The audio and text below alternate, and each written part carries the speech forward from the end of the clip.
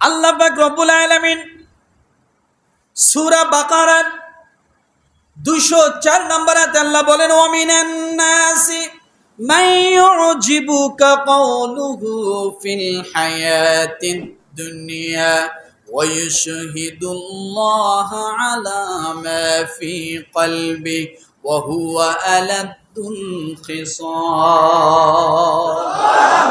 আল্লাহ পাক রব্বুল আলামিন বলেন, মানুষের মধ্যে এমন লোক আছে পার্থিব জীবন সম্পর্কে যার কথা তোমাদের মুগ্ধ করে। কথা বলে অনেক সুন্দর সুন্দর কথা বলবে, মিষ্টি কথা এমন ভাবে বলবে মনে হয় দুধে ধোয়া পানি নিষ্পাপ। আছে না নাই? কথা বলেন। এত চমৎকার চমৎকার কথা বলবে মনে হয় যে সে কিছুই জানে না। এত চমৎকার চমৎকার কথা বলবে মনে হবে সে কোনোদিন মানুষকে খুন করে নাই, মানুষ মারে নাই, অত্যাচার করে না, মানুষের প্রতি জুলুম করে না। মনে হয় এমন মানুষ একবার আসমান থেকে ফেটে নেমে গেছে। আছে না নাই? ওই যে আমেরিকার কথা বললাম, মানবাধিকারের কথা সবচেয়ে বেশি বলে, কিন্তু মানবাধিকার লঙ্ঘন তারাই বেশি করে। আছে না নাই? পৃথিবীর জমিনে এভাবে আপনি যত জায়গায় তাকাবেন না কেন, সবচাইতে আইনকে বেআইনি করা হয় আইনের জায়গায় সবচাইতে বেশি। আইনের ঘরে বেআইনি এটাই বেশি নাকি নাই? আইনের ঘরে বেআইনিটাই বেশি। শিক্ষিতর ঘরে মূর্খরা বেশি। সব না, শিক্ষিতর ঘরে মূর্খ বেশি। কেমন?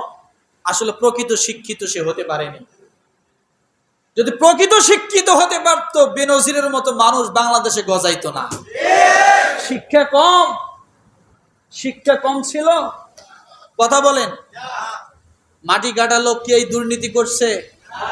হ্যাঁ, না। এরকম হাজারো প্রমাণ আছে। এই জন্য রব্বুল আলামিন মানুষের একটা সংজ্ঞা দিলেন,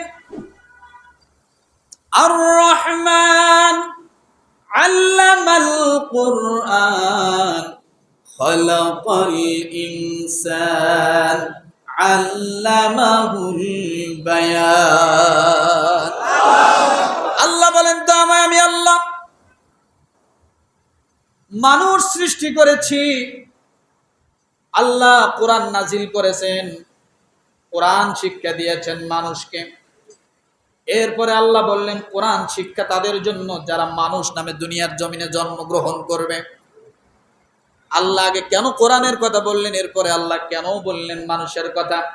কারণ একজন মানুষ যদি প্রকৃতপক্ষে মানুষ হতে চায়, তাহলে কোরআনের মাধ্যম ছাড়া এমনি সেই মানুষত্ব কোনোদিন লাভ করতে পারে না। সত্যিকার মানুষ আর মানুষত্ব সারা পৃথিবীতে প্রায় 700 কোটি মানুষ আছে। আছে না? মানুষত্ব কতজন আছে? সত্যিকার মানুষ কতজন আছে? সারা পৃথিবীতে শিক্ষিত লোকের অভাব নাই। আদর্শ শিক্ষিত লোক কতজন আছে? আছে তো আমার ভাইয়ের। এইভাবে সব জায়গায় মানুষের অধিকার লুণ্ঠন সবচেয়ে তারাই বেশি করেছে যারা নিজেদেরকে বেশি শিক্ষিত দাবি করেছে। তারাই বেআইনি কাজ বেশি করেছে যারা আইনের দোহাই সবচাইতে বেশি দিয়েছে। কথা ঠিক কিনা? তাহলে মানুষের নিরাপত্তা থাকবে কোথায়? আর তেল মারার লোকের তো অভাব নাই। কে কার থেকে বেশি ভালো সাজতে পারে? আজকে দুনিয়াটা চলছে এরকম, তেল মাথায় তেল সবাই দেয়। কথা ঠিক কিনা? যার কারণে এই মুসরিফিনদের কারণে আজকে দুনিয়ার সীমা লঙ্ঘন হচ্ছে। আর এই সীমা লঙ্ঘনের কারণে আজকে যত অশান্তি, অশান্ত পরিবেশ, অশান্তি সৃষ্টি হচ্ছে, সব এই মানুষদের জন্য, এই মুসরিফিনদের জন্য। কথা ঠিক কিনা? কিন্তু একটি কথা মনে রাখেন, এখান থেকে আজকে যেটা বুঝলাম, কোনো কিছুই অতিরিক্ত ভালো না, কোনো কিছুই অতিরিক্ত, কোনো কিছুই অতিরিক্ত ভালো না। আমরা কখনোই অতিরিক্ত কিছু করব না, সব সময় লিমিটের ভিতরে থাকার জন্য চেষ্টা করব। আমি কতটুকু আছি, কতটুকু লোড নিতে পারি, কতটুকুর ভিতরেই থাকার প্রয়োজন। আজকে আমাদের সমাজে যা চলছে সব হলো বাড়াবাড়ি, সমান সমান কিছু নেই, সব কি আছে, সব হলো অতিরঞ্জিত হচ্ছে। আর এই অতিরঞ্জিত করতে যায়, নিজে ভালো সাজতে যায়, কিছু মানুষ পাঠার বলি হচ্ছে, কিছু মানুষের জীবন চলে যাচ্ছে। কথা ঠিক না? এই জন্য যে যেখানে আছে সে সেখান থেকে যদি তার অধিকার এবং মানুষের নিরাপত্তার দিকে যদি মানুষ খেয়াল করে, তাহলে সে কখনো এই অতিরঞ্জিত অতিরিক্ত এই কাজগুলো করতে পারে না। পারে? বলেন, পারে না। তা আমার ভাইরা, আমরা কি এগুলো করব? এই জন্য আমরা সব সময় ওই দোয়াটা করার জন্য চেষ্টা করব। সূরা আলে ইমরানের কত নম্বর আয়াত? 147 নম্বর আয়াত। এই দোয়াটা আমরা সব সময় করার চেষ্টা করব। রব্বানা গফির লানা যুনুবানা ওয়া ইসরাফানা ফি আমরিনা ওয়া সাব্বিত আকদামানা ওয়ানসুরনা আলাল কওমিল কাফিরিন। এই দোয়াটা আমরা সব সময় করার জন্য চেষ্টা করব, কারণ এটার দ্বারা কি হবে, আল্লাহ আমাকে নিরাপত্তা দান করবে।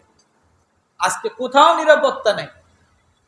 আর এগুলো না থাকার পিছনে একটি কারণ, আল্লাহ সুবহানাহু ওয়া তাআলা আমাদের, আল্লাহ তাআলাকে আমরা ধারণ করতে পারিনি।